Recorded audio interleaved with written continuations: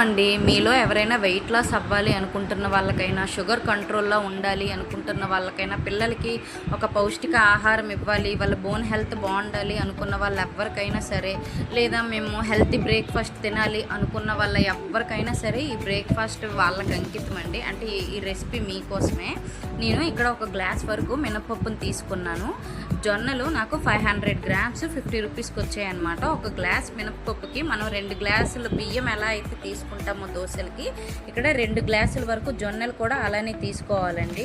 ఒక గ్లాస్కి 2 కంటే ఒక హాఫ్ గ్లాస్ ఎక్స్ట్రా వేసుకోవచ్చు, అది మీ ఇష్టం. తర్వాత వాటర్ వేసేసుకొని ఒకసారి జొన్నల్ని మినపప్పుని బాగా కడిగేసుకున్న తర్వాత మళ్ళీ ఫ్రెష్ వాటర్ వేసేసుకొని జొన్నలు 6 నుంచి 8 గంటలు పక్కాగా నానాలండి.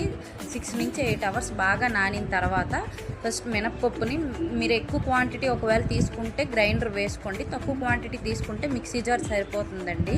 వేసేసుకొని ఫస్ట్ మినపప్పుని మిక్సీ పెట్టించుకోండి. మరీ లూజ్గా కాకుండా మినపప్పు కొంచెం టైట్గా మిక్సీ పెట్టించుకోండి. తర్వాత జొన్నల్లో కొంచెం వాటర్ వేసుకొని మంచి పేస్ట్ లాగా వచ్చేటట్టుగా మనం జొన్నలు బాగా మిక్సీ పెట్టించేసుకొని ముందు మినపప్పు బ్యాటర్లో వేసేసుకొని మొత్తాన్ని ఒకసారి కలిపేసుకొని 8 గంటల పాటు బయట పెట్టేయండి, ఫ్రిడ్జ్లో పెట్టకండి. దానివల్ల మంచిగా పొంగుతుంది, ఫెర్మెంట్ అవుతుంది, అండ్ దోశ కూడా సాఫ్ట్గా స్మూత్గా వస్తుందండి. మీరు దోశలు వేసుకోవడానికి ఎంత బ్యాటర్ అయితే కావాలో అంత బ్యాటర్ని ఒక బౌల్లోకి వేసుకొని, మనకి దోశ బ్యాటర్ అయితే ఎలాగ కొంచెం పలచగా వస్తుందో అలాగా వాటర్ని అడ్జస్ట్ చేసుకొని ఒక స్పూన్ జీలకర్ర, ఇది ఆప్షనల్, మీకు నచ్చితే వేసుకోండి లేదంటే లేదు, ఒక హాఫ్ స్పూన్ వరకు సాల్ట్ వేసుకొని మొత్తాన్ని కలిపేసుకొని ప్యాన్ మరీ హీట్గా ఉండకూడదు, అలాగని లోగా ఉండకూడదు అనమాట. ఒక మీడియం ఫ్లేమ్లో ప్యాన్ హీట్ అయిన తర్వాత ఒకదాని తర్వాత ఒకటి దోశలు పలచగా వేసుకుంటూ లైట్గా ఆయిల్ వేసుకొని వేయించుకోండి.